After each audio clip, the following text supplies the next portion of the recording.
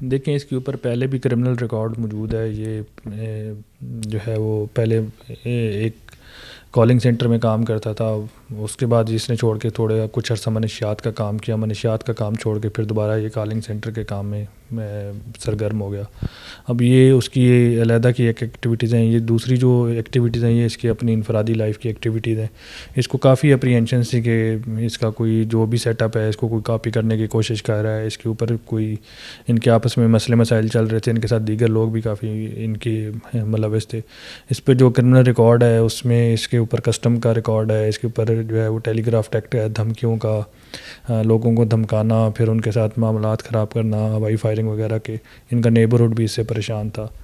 تو اس پہ اس کی پروکلیمڈ آفینڈر کی کارروائی بھی چل رہی تھی عدالت میں اس کے اوپر. تو یہ پہلے سے ایک مطلوب شدہ جو ہے وہ ایک کرمنل ریکارڈ یافتہ ایک ملزم ہے. ٹھیک ہے. تو کرمنل ایک ملزم جو ہے وہ ایک کھلے عام 35 سے 40 گارڈ لے کے گھومتا ہے, جدید اسلحہ رکھتا ہے, ایک عالی شان اس نے کال سینٹر بنایا ہوا ہے. تو کیا پولیس سے لاعلم تھی یا پھر کسی افسر کی یا پولیس کی سپورٹ تھی اسے؟ دیکھیں اس میں اس نے 40 گارڈ پہلے رکھے ہوئے تھے, بالکل رکھے ہوئے تھے. یہ معلومات ہمیں ملی ہیں. لیکن اس میں جب اس کے اوپر پرچے اور وہ چیزیں ہوئیں تو اس نے وہ گارڈ وغیرہ چھوڑ دیے, اپنی ایکٹیویٹیز محدود کر دیں, اپنے آپ کو لمیٹڈ کر دیا. اب یہ چیزیں سارے دیکھیں ایک حد تک تو چل سکتی ہیں, پھر اس کے بعد یہ ایکسپوز ہو جاتی ہیں اور یہ ٹھکانے چینج کرتے رہتے ہیں. تو پہلے اس کا ٹھکانہ کہیں اور تھا, پھر یہ رینٹ کے اوپر جگہ لیتے ہیں. رینٹ کے اوپر جگہ لینے کے بعد انہوں نے پھر یہ کارروائی اپنی جاری رکھی ہوئی تھی جو کہ دیکھیں آپ سسٹین نہیں ہو سکی. یہ پھر اس کے بعد یہ سامنے آ گیا. کچھ نہ کچھ ایسی حرکت لازمی ہوتی ہے جس کے اوپر یہ پھر پکڑے جاتے ہیں. اچھا بیسیکلی یہ اتنا پیسہ اس کے پاس آیا کیا؟ یہ بٹ کوائن وغیرہ کا کام کرتے تھے, اس کے ساتھ ساتھ سنا ہے کوئی غیر ملکیوں کو ان کے ساتھ بھی فراڈ کرتے تھے, اور منشیات کا بھی بڑے پیمانے پہ کچھ یہ کام کرتے تھے. تو کیا کیا چیزیں سامنے آئی ہیں؟ دیکھیں اس میں جو ان کا جو آن لائن کام کے حوالے سے جو چیزیں تھیں اور کام کے حوالے سے جو یہ کر رہے تھے اس میں ہم نے ایف آئی اے کو لکھا ہے کہ وہ اس کی تحقیقات کریں گے کہ یہ کیا کرتے تھے. اور ہمارا اس میں کڈنیپنگ فار رینسم کے حوالے سے تھا تعلق, ہم نے اس میں کی ہے. اس میں جو منشیات کا ہے وہ آئی جی صاحب نے ایس آئی یو ایک ہمارا سی آئی اے کا یونٹ ہے اس کو دیے ہیں کہ وہ تحقیقات کریں گے اس کے اوپر. اس کے علاوہ جو ہے وہ اسلحے کا ہم نے سی ٹی ڈی کو کہا ہے. جو ان کے آن لائن بزنس جتنے بھی اسکیمز وغیرہ ہیں وہ کیونکہ ایف آئی اے ڈیل کرتی ہے تو وہ ہم ایف آئی اے کو ہم نے لکھا ہے کہ ایف آئی اے کو انویسٹیگیشن کے لیے دیا جائے. تو ہمارا مین ہومیسائڈ اور کڈنیپنگ فار رینسم کے حد تک ہم نے اپنی تفتیش جو ہے وہ محدود رکھی ہوئی ہے. باقی تو وہ مزید جو متعلقہ ادارے ہیں جن کا یہ مینڈیٹ ہے وہی بتا سکتے ہیں کہ ان کا کس نیچر کا کام تھا. اچھا قتل کے حوالے سے اب تک کیا کیا شواہد سامنے آئے اور ملزم نے اعتراف میں ابھی تک کیا کیا اپنا بیان دیا ہے؟ تھوڑا سا کیونکہ سوشل میڈیا پہ بہت سی چیزیں چل رہی ہیں, تھوڑا سا ناظرین کو کلیئر کر دیں کہ اس وقت تک جو ہے کیا کیا برآمد ہوا شواہد میں, اور ملزم اس وقت کیا کہہ رہا ہے, وہ اپنا اعتراف جرم کر رہا ہے. لیکن جو ملزم نے اعتراف کیا تھا اسی کے اعتراف کے اوپر ہی اس کا ساتھی ملزم شراز گرفتار ہوا ہے. اس کی شراز کی گرفتاری کے بعد ہی اس کی جو گاڑی تھی مغوی کی, مصطفیٰ عامر کی مبینہ طور پر جس کو اغوا کیا گیا تھا, تو ان کی گاڑی اور ڈیڈ باڈی وہاں سے ریکور ہوئی اور اس کی جو خون کے نمونے تھے وہ گھر سے حاصل کیے گئے تھے جن کی سیمپلنگ اس کی پیٹرنٹی سے مصطفیٰ کی میچ ہو گئی. اب اس کے علاوہ جو ہے وہ اب ہم نے ڈی این اے کروایا ہے ڈیڈ باڈی کا, آج ہم نے سے 11 سیمپلز بھیجے ہیں.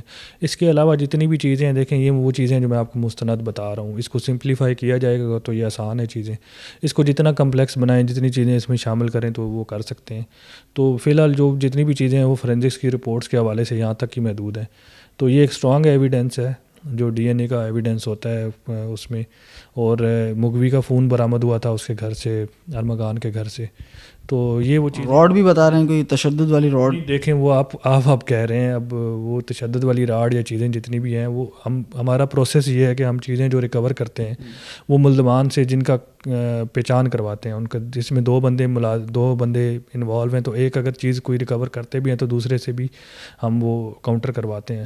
تو وہ جو چیز حتمی ہوتی ہے کیونکہ ایکیوز کا اس کو ہمیں کاؤنٹر کرنا پڑتا ہے, کنفرنٹ کرنا پڑتا ہے. مطلب جو راڈ برآمد ہوئی حتمی مطلب نہیں, مستند نہیں ہے راڈ نہیں, کچھ بھی چیزیں جو بھی برآمد ہوتی ہیں وہ ہم کنفرنٹ کراتے ہیں. جو آلہ تشدد کا جو وہ کہہ رہے ہیں وہ اعلی تشدد ابھی جو ہے وہ اس کے لیے ہم ان کے گھر کے اوپر ہم نے کی تھی، لیکن اس میں سے کچھ چیزیں جو اسے متعلقہ انہوں نے کلیم کی تھی، جیسے پیٹرول کا گیلن ہے، کچھ اور چیزیں ہیں، تو وہ چیزیں جب تک ہمارے جو کو ایکیوزڈ ہیں ان کو ویریفائی نہیں کرتے جو اس کے اس حوالے سے، تو وہ ہم مستند طور پہ نہیں کہہ سکتے کہ یہ چیزیں استعمال ہوئی ہیں. مطلب کہ اعلی ضرب ابھی تک نہیں ملا؟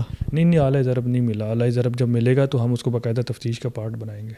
ٹھیک ہے. اچھا یہ بتائیے گا کہ تھوڑا سا تفتیش میں پتہ بھی چلا ہوگا کہ مقتول جو ہے مصطفیٰ، ارمغان، شیراز، یہ پرانے دوست تھے اور کسی لڑکی کا بھی نام آ رہا تھا، تو کیا اس کی بھی کوئی انوالومنٹ ہے یا اس میں کوئی لڑکی ملوث ہے؟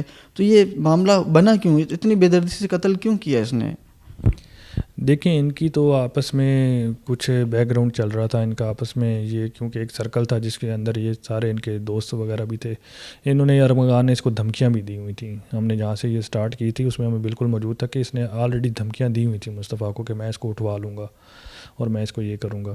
تو اب وہ اسی کانٹیکس کے اندر ہی ہم اس کو دیکھ رہے ہیں کہ یہ ان کی آپس میں پرانی چپکلش چل رہی تھی. لڑکی کا معاملہ اس میں ان کی متعدد لڑکیوں کے ساتھ دوستی وغیرہ دونوں کی تھی. اب کسی ایک لڑکی کا ہم حتمی طور پہ تو نہیں کہہ سکتے. ایک ڈی این اے کی رپورٹ میں ایک لڑکی کے سیمپلنگ کے حوالے سے بالکل آیا ہے کہ لڑکی کے خون کے نمونے ہیں، لیکن وہ خود متاثرین میں سے ہے اور جو ہمیں سرکمسٹانشیل ایویڈنس مل رہا ہے وہ یہ لگ رہا ہے کہ وہ خود متاثرین میں سے ہے. اس کا اس میں کوئی کردار نہیں ہے مصطفیٰ کے اس میں سے کہ اس کے حوالے سے اس کا ہو. تو وہ اس حوالے سے ہی ہم اس کی تحقیق کریں گے کہ وہ متاثرین جو ہیں وہ اس کو ہم آئیڈینٹیفائی کر کے جو ہے وہ تفتیش کا پارٹ بنائیں. تو آپ کا کوئی رابطہ ہوا ہے اس لڑکی سے؟ دیکھیے ہم نے اس میں جتنی بھی سرکل میں لڑکیاں تھیں ان ساروں سے رابطہ کیا ہے. جن کے نام آ رہے تھے ان کو ہم نے تحقیق کے لیے جو ہے وہ ان سے رابطہ کیا، ان کا اوپینین لیا، کسی کا بیان لیا. لیکن اس میں جب تک کیونکہ لڑکیوں کا حساس معاملہ ہے، ان میں اس طرح کا نوعیت کا کیس ہے کہ جس میں آپ نام سے ہی کافی زیادہ جو ہے وہ اس میں بدنامی کا بھی خدشہ ہے، تو ہم اس میں تھوڑی احتیاط برت رہے ہیں کہ وہ چیزیں ہم تب تک ہی بتائیں جب تک کوئی حتمی چیز آ جائے. اس میں غیر ضروری غیر متعلقہ اشخاص یا جو خواتین ہیں یا جو لڑکیاں ہیں ان کا نام خواہ مخواہ ہم ان کا نہ کریں، کیونکہ اگر جس کا اس معاملے سے تعلق نہیں ہے تو ان کے دیکھیں ان کے اور بھی معاملات ہوتے ہیں وہ ان کے خراب ہوں گے. اچھا یہ بتائے گا کہ دیکھیں بلیک شیشے والی گاڑی، بلیک کلر کی گاڑی، نمبر پلیٹ نہیں لگی ہوئی، کراچی سے چلتی ہے اور ہب بلوچستان پہنچ جاتی ہے. راستے میں جو ہے تقریباً 3 سے 4 چیک پوسٹ بھی ہیں اور رات کے ٹائم جاتی ہے گاڑی. تو اتنی آسانی سے وہاں کیسے پہنچ گئے؟ تو کیا ان کے پیچھے اور بھی لوگ ہیں، اور بھی لوگ مطلب ان کے ساتھ ہیں جو ان کو مدد کر رہے تھے، ہیلپ کر رہے تھے؟ دیکھیں گوگل کے اوپر اگر آپ روٹ لگانا چاہیں تو وداؤٹ ٹول پلازا بھی لگا سکتے ہیں آپ، ان کے اوپر الٹرنیٹ روٹس لے سکتے ہیں. انہوں نے گوگل روٹس لگا کے جو ہے یہ یہاں سے ابتدائی تحقیقات یہی کہہ رہی ہیں. ابھی ہم اس پہ یہ بھی دیکھیں گے کہ وہاں پر کوئی بندہ تو نہیں موجود تھا جو ان کو گائیڈ کر رہا تھا، لیکن ابھی تک ابتدائی تحقیقات کے مطابق انہوں نے گوگل میپنگ یوز کی ہے. اب یہ وہاں پر کسی بندے سے رابطے میں تھے یا نہیں تھے یہ تو ہم ڈٹرمن کریں گے اپنی تفتیش میں. تو یہ ایک ویل پلانڈ اسٹریٹجی کے تحت یہاں سے گئے ہیں. وہ روٹ انہوں نے لیا ہے جس روٹ پہ کیمرے کم ہوں. کافی زیادہ ایریا کراچی کا کور ہو چکا ہے، کچھ ایسے راستے ہیں جو کور نہیں ہوں گے، تو اس میں سے جو ایسا بھی روٹ انہوں نے سلیکٹ کیا ہے وہ روٹ جو ہے وہ ان کو وہ فیزیبل روٹ تھا. تو یہ انہوں نے پورا ایک ویل پلانڈ اسٹریٹجی کے ساتھ کیا ہے.